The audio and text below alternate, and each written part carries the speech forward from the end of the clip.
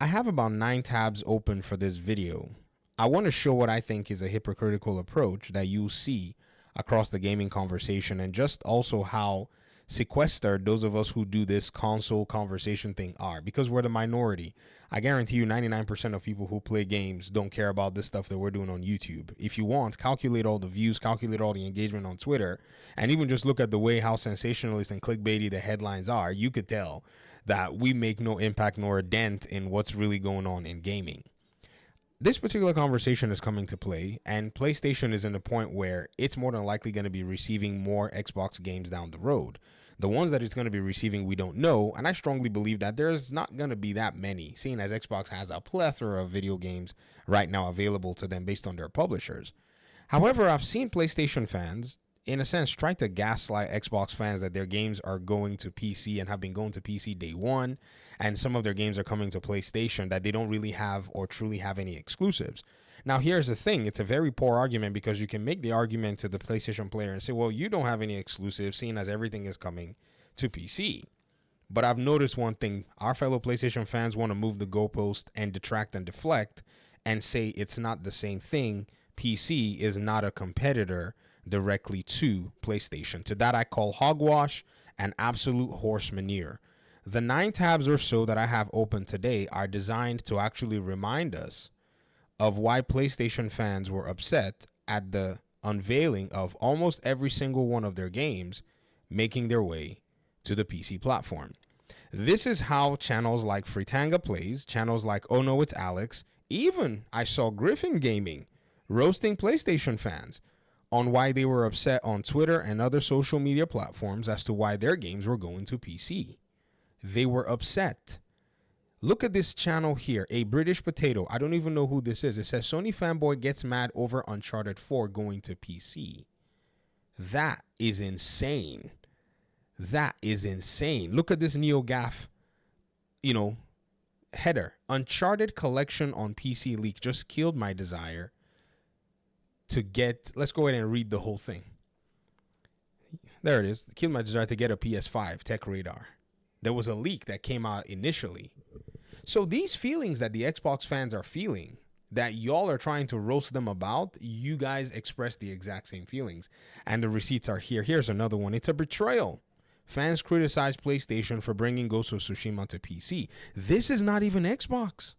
This is PlayStation to PC. If it was not the same, why were y'all upset back then? I mean, I'm not saying it was all of you, but why were there elements in the PlayStation fandom expressing their disdain and their, their disapproval of this new transformation? What was PlayStation's reasoning in taking these games that had been held so dear to the PlayStation fandom to PC? And I beat this game on PS4. In fact, I fired it up on the PS5. I was like, oh, 60 FPS, yay. I turned it off. Because to me, FPS never really mattered. And you're talking to the guy that's looking at probably maybe copying a 5090. Maybe not. I'm a big PC enthusiast, guys. I build a PC, or I'll scrap a PC and rebuild it like maybe once or twice a month, just for the heck of it. If I'm free to do it, me and the kids, I'll show them how to do it. That's my jam. So if I can tell you that this game was a great game without FPS, and you don't think it's the case, well, you probably do, because you all played it on PS4 with me as well, right? Y'all didn't think I had the PS4. Get the heck out of here. This audience member is over here commenting like, I care about this stupid console war.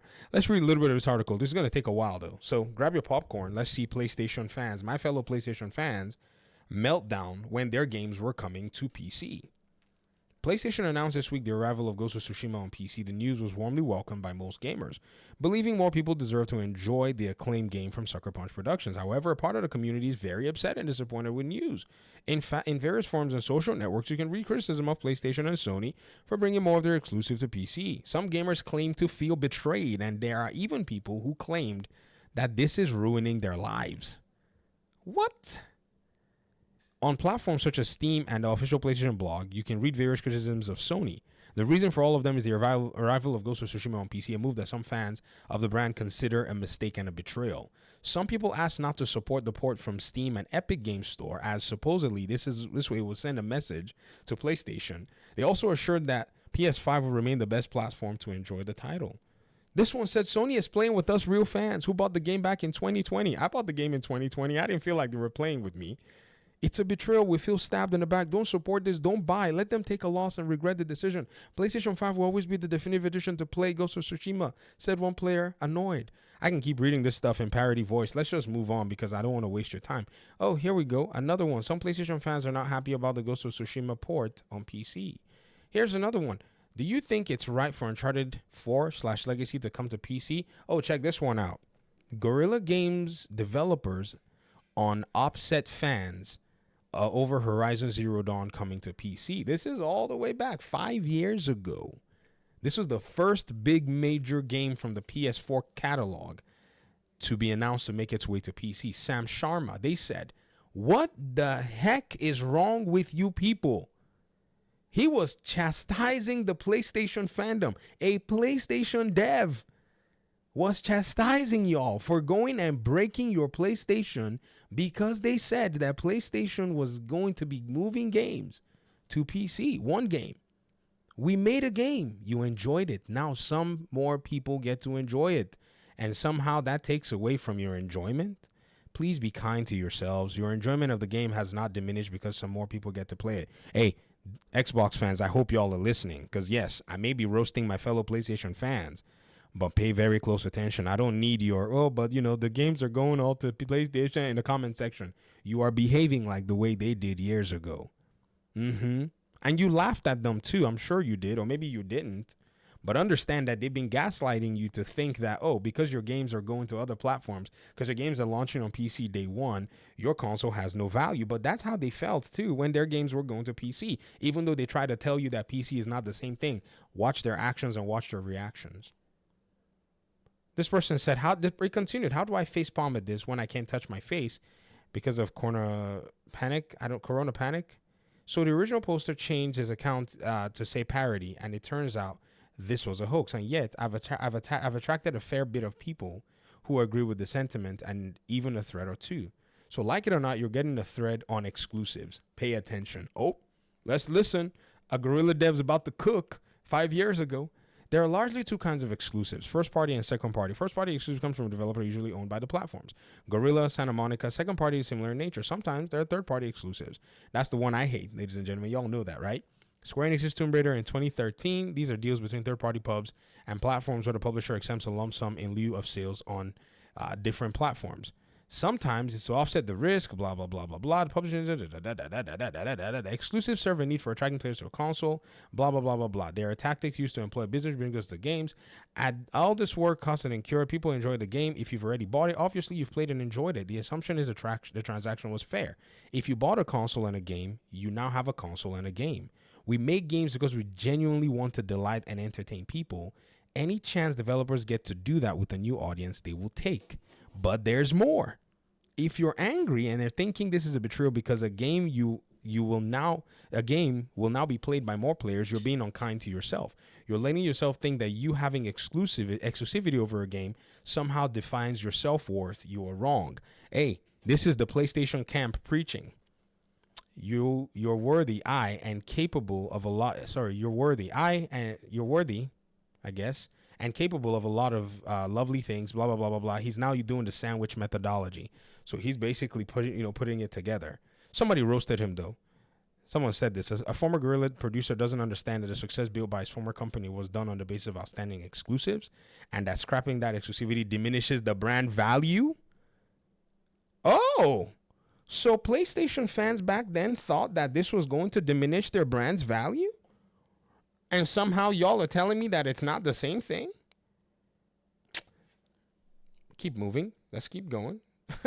Let me bookmark that because I'm coming back to that. I'm going to use this to cook. Y'all know me. I will take this stuff and I'm going to make 50 videos. Watch out. Hopefully, God willing, we'll be talking about this stuff as much as we possibly can. When we look at the Marvel Spider-Man 2 one, that one was different because already at this point, PlayStation fans were already getting used to it. They've been training you to accept it. It was a little tepid, right? But now look at this. Big YouTube channels, even the Gamer 2223, bro, a big PlayStation fan. They're about to give me an ad. The Gamer 2323, my bad. I'm sorry. Even he made a video where he titled, "Do PlayStation fans have a right to be upset? Insomniac and Spider-Man Dilemma." I guess perhaps maybe the fact that the game was coming, sooner. Different reports will show PlayStation fans upset over Spider-Man 2 PC announcement so soon. And then the meme, all of them getting scratched from the only on PlayStation side. Why did y'all have a problem with that?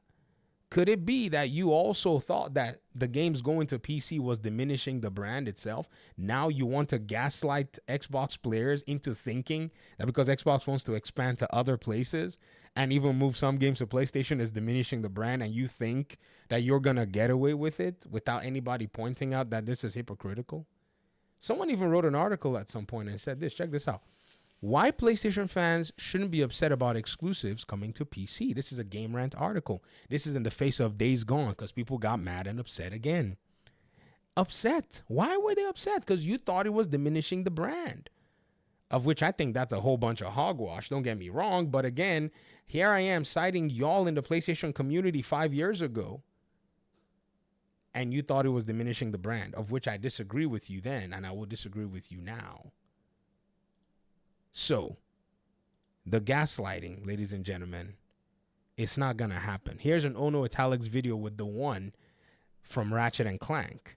And I'm going to have to cite his video citing a tweet from a person named Jabari Strife. I'm not so familiar with this person's content. However, check this out. They wrote 1 to 2 years release on PS5 games.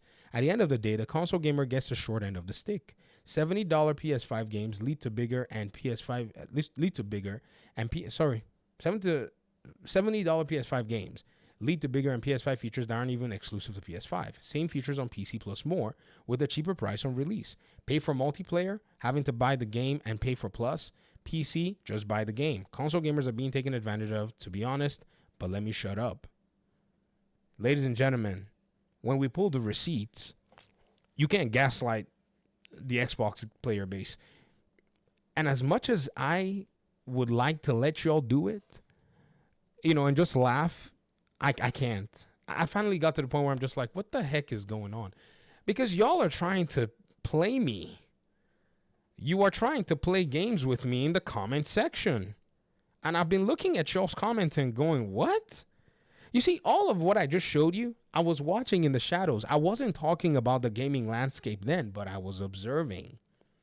That's why it wasn't hard to go pull these receipts. I was observing all of it and watching what was going on. And only now did he hit me that, why are we pretending? I went to go pick up a Sam's order and I was reading, I was waiting for them to bring the order. The wife, wants something. So, you got to make sure the wife is doing great and all that. She does a great job. Hey, shout out. If it wasn't for her, VG won't be here. You know what I mean? And I read the comment of somebody saying this. They said, are you trying to tell me that PC players, that Xbox launching its games on PC day one, while PlayStation launching it later is the same thing? And I said, what's the difference? Then I remembered, wait, weren't there meltdowns? Like a lot. Every single game, there was an aspect of the community that had a meltdown. It is this meltdown that we are pointing out to say you have no grounds to make fun of the Xbox ecosystem for their approach to expansion, and to even make fun of the Xbox fans for their reaction to the expansion as well, because you did the very same thing.